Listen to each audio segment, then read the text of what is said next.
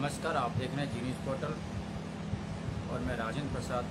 और आज हम बात करेंगे अपने खास प्रोग्राम बात आर पार की।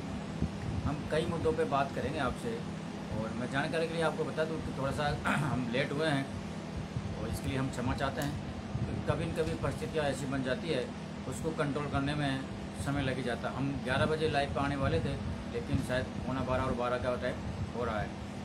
और इसके पीछे वजह ये रही थी कि वाटोदा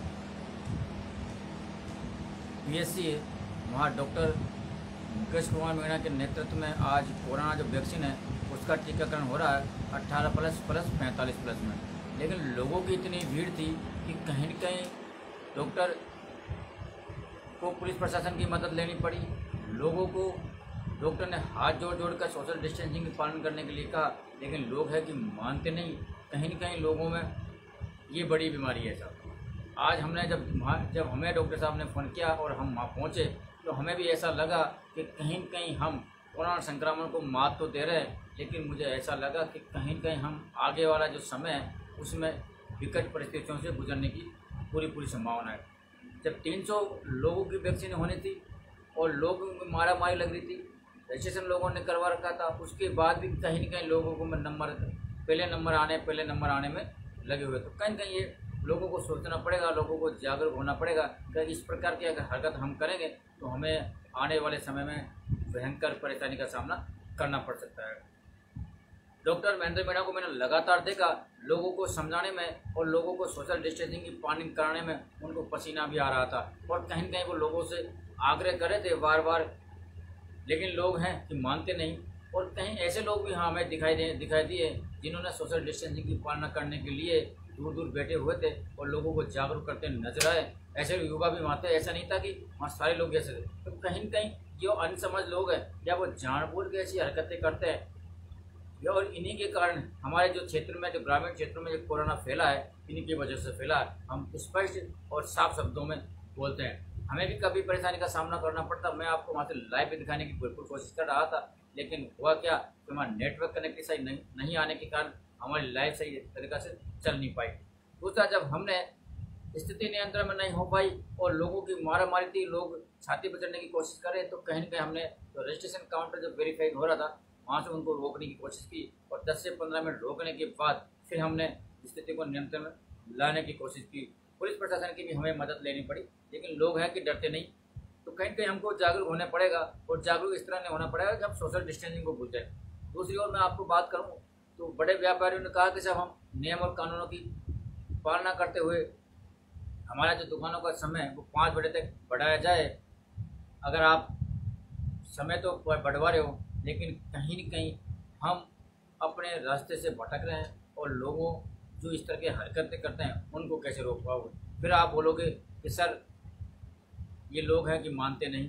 तो कहीं न कहीं ये सोचने विषय है, और लोग जहाँ तक ये हमारी आवाज़ जी न्यूज़ पोर्टल के माध्यम से लोगों के पास पहुँच रही है, या जो दर्शक हमको सुन रहे हैं, तो कहीं न कहीं ऐसी चीज़ों को हमें रोकना चाहिए और हमारे आसपास के लोग हैं उनको समझाना चाहिए, ताकि हम इस कोरोना संक्रमण को बचा सकें।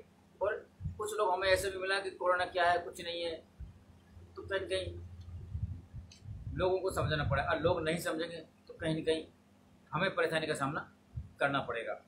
हम बात करेंगे आज आर पार की बात में कुछ ऐसी चीज़ों की, कुछ ऐसी कहानियों पर, कुछ ऐसी घटनाओं पर जिन पर हमेशा सरकार को संज्ञान लेने की आवश्यकता है, प्रशासन को मुस्तैदी से खड़ा होने की आवश्यकता है। और अगर प्रशासन मुस्तैदी से नहीं होगा तो मुझे लगता है कि आम आदमी के सिर पर जो तलवार लटकी हुई है, कहीं न कहीं उससे उसका सिर कट भी सकता है। ऐसा सामने आया हमारे पास एक खबर आई कि चेष्टाने से अवैध जो खनन करने वाले हैं उन्होंने किसी किसान को बंधक बनाकर उनके साथ मारापीटी की। तो साहब, प्रशासन से हम अनुरोध करना चाहते हैं, प्रशासन हम कहना चाहते हैं, इन घटनाओं की जब आपको शिकायत मिलती है, इन घटनाओं की जब आपको सूचना मिलती है, तो कहीं न कहीं आपको गौर करने वाली बात है, अन्यथा जैसा कांड हो जाएगा जिस तरह भरतपुर में हुआ था। एक सांसद की गाड़ी पर पथराव हुआ, उसके कुछ देर बाद दूसरे दिन एक डॉक्टर दंपति को सरेआम गोली मार दी गई। लोगों को बिल्कुल किसी की परवाह नहीं है, जान की तो बिल्कुल परवाह नहीं है। किसी की जान जाए या नहीं जाए, किसी को तो कोई फर्क पड़ने वाला नहीं है। कहीं न कहीं लोगों को जागरूक बनाने की आवश्यकता है। कहीं कहीं प्रशासन को सचेत होने की आवश्यकता है, जब जाके हम सही रास्ते पर चल पाएंगे। अन्यथा जो मरने वाले लोग मरते रहेंगे और जो इस तरह की हरकतें करने वाले करते रहेंगे। अब आप बता दो आपको, गाँव में कहीं न कहीं जो लोग हैं जो गलत संगत के कारण, गलत लत के कारण किसी प्रकार की हरकतें करते हैं, लोग बंदूक और कट्टे रखते हैं, और लॉकडाउन का अभी ये समय है, कहीं न कहीं प्रशासन को इनको देखना तो चाहिए कि आवारा जो लोग घूम रहे हैं वो क्यों घूम रहे हैं और किस प्रकार घूम रहे हैं, इनके हाथ में क्या है, इनकी गाड़ियों में क्या है, इनके मुंह बंद है तो किस प्रकार बंद है। कहीं न कहीं प्रशासन को इन चीज़ों को देखना पड़ेगा। और गाँव की हालात ये ऐसी है कि हर गाँव में, हर ढाणी में लगभग जो शराब है वो बिकने लग गई है, और शराब की लत के कारण ये लोगों की हालत दिन भर बदतर होती जा रही है। और ये अपने आप को ही नहीं बल्कि अपने रिश्तेदार को और आदमी नाम की चीज़ को तो ये बिल्कुल भूलते गए हैं। कहीं न कहीं प्रशासन को हस्तक्षेप करने की आवश्यकता है। अगर प्रशासन हस्तक्षेप नहीं करेगा तो आप जानते हैं कि क्या होने वाला है। कहीं कहीं इन पर रोक लगाने की आवश्यकता है। आज बाटोदा में 18 प्लस का टीकाकरण हुआ, और एक ही परिवार के 8-10 भाइयों ने टीकाकरण करवाया, और कहीं न कहीं लोगों को संदेश दिया कि इस कोरोना संक्रमण से टीकाकरण करा के हम सुरक्षित रह सकते हैं। और ऐसे युवा भाई थे 4-5 जिन्होंने शांति के साथ गाइडलाइन की पालना करते हुए और वो टीकाकरण करवाने के लिए गए। और कहीं कहीं उन्होंने ऐसी बात बोली कि आज हमारे गांव में जो युवा है तो किस प्रकार के युवा, वो भी गांव के युवा हैं सब, लेकिन जब सिटियों में रह के आज जिस प्रकार की जो परिस्थिति है उसको बदल रहे हैं, तो कहते हैं हमें भी बदलना चाहिए। और गाँव के जो युवा है इनको भी थोड़ा सा सुधरना चाहिए, इस प्रकार की हरकत नहीं करनी चाहिए। बिल्कुल हुकुम जी, आप बिल्कुल सही बोल रहे हो, और आपको पहले तो बहुत बहुत धन्यवाद कि आप इतनी दूर रहते भी हमारे चैनल को आप देखते हो। और हमारे क्या सर, ये आपका चैनल है और आप ही के सहयोग और सपोर्ट से ये चैनल हम चला पा रहे हैं। कहीं न कहीं ये नशाखोरी की जो आदतें हैं, आप ज़्यादा से ज़्यादा कमेंट लिखिए, हम उन्हीं कमेंटों पे आपसे बात करेंगे। मैं बात नहीं कर पा रहा हूँ, मेरे पेट में जैसे सूजन सा आ रहा है, मुँह से बोल नहीं पा रहा हूँ, लेकिन कहीं कहीं हमारे क्षेत्र में इतनी चीज़ हम देखते हैं तो कहीं कहीं बिना बात करें आपसे नहीं रह सकता। कि नशाखोरी की जो आदत है हमारे समाज के अंदर, हमारे गांव के अंदर, हमारे परिवार के अंदर, हमारे मोहल्ले के अंदर, ये कहीं न कहीं हमें बर्बाद करके छोड़ेगी। हमारे जो युवा हैं आज 18 साल के, 20 साल के, 15 साल के, और मैं तो कहूँ छोटे छोटे युवा हैं, वो भी आज इस नशाखोरी की आदत से उनको लग चुकी है, और कहीं न कहीं इसी का परिणाम हमें भुगत रहे हैं और भविष्य में जाकर ज़्यादा भुगतना पड़ेगा। आपको पता है कि ये ऐसी चीज़ें हैं कि कई नशे की आदत में हम देखते हैं हमारे आसपास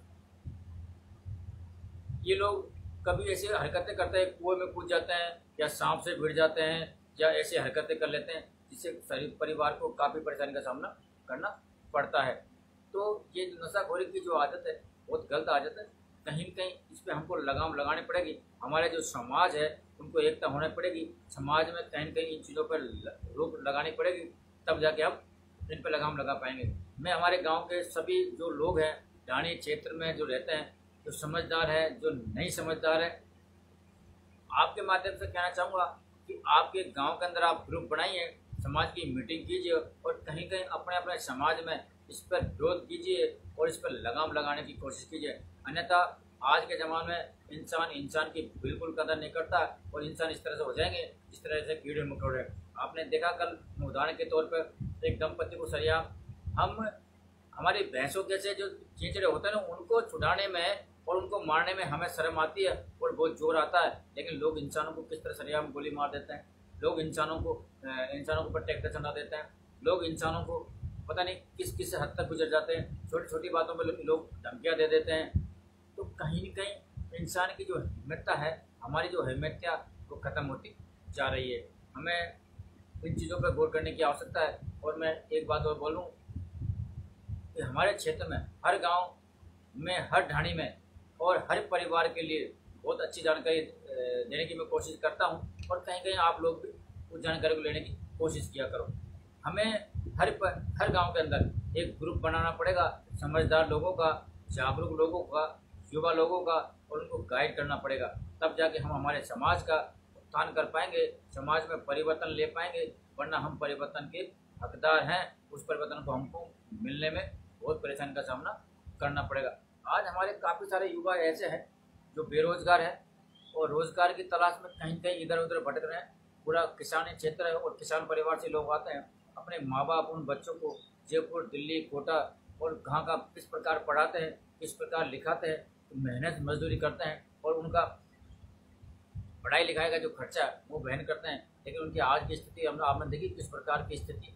कहीं न कहीं इन युवाओं को अच्छा संदेश देने के लिए, अच्छी लाइन पकड़ाने के लिए, अच्छी सलाह देने के लिए हमारे जो कर्मचारी लोग हैं, जो हमारे जिस सक्सेसफुल लोग हैं, उनको आगे आना पड़ेगा और इनको सलाह देनी पड़ेगी, इनको सही रास्ते पर चलाना पड़ेगा कि हमको किस रास्ते पर चलकर क्या काम करना है। पढ़ाई भी हमको करनी है और पढ़ाई के साथ हमें बिजनेस भी करना है, ताकि हम जो हमारे युवा भाई हैं वो बेरोजगार है, उनको कहीं न कहीं आत्मसम्मान मिल सके, उनके माँ बाप हैं उनको कहीं न कहीं राहत मिल सके, तब जाके हम हमारे समाज को आगे ले जा पाएंगे।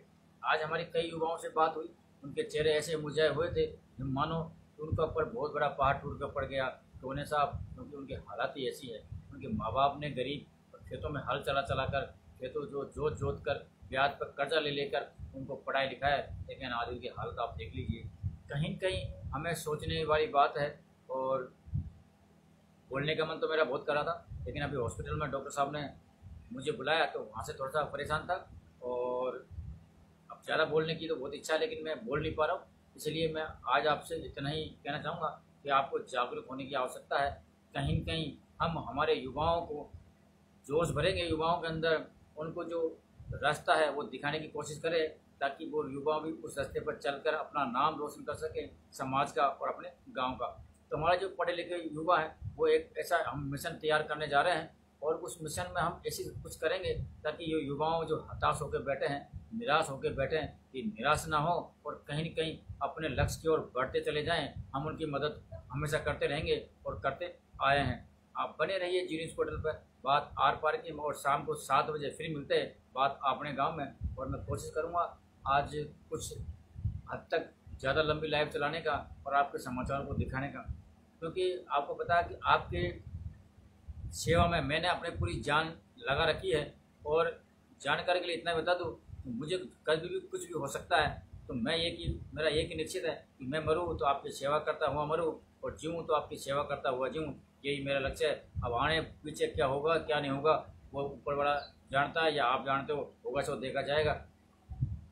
आप लोग ज़्यादा से ज़्यादा शेयर कीजिए सर, क्योंकि आप जब शेयर करते हो ना मुझे मज़ा आता है, और आप शेयर नहीं करते हो तो कहीं मेरा भी कॉन्फिडेंस कम होता नज़र आता है। तो आप आर पार की बात को शेयर करते जाइए और लोगों को जागरूक होते जाइए। कहीं न कहीं हम आपसे फिर मिलेंगे शाम को 7 बजे। मैं बोल नहीं पा रहा हूँ, तो जब तक के लिए जय हिंद, जय भारत।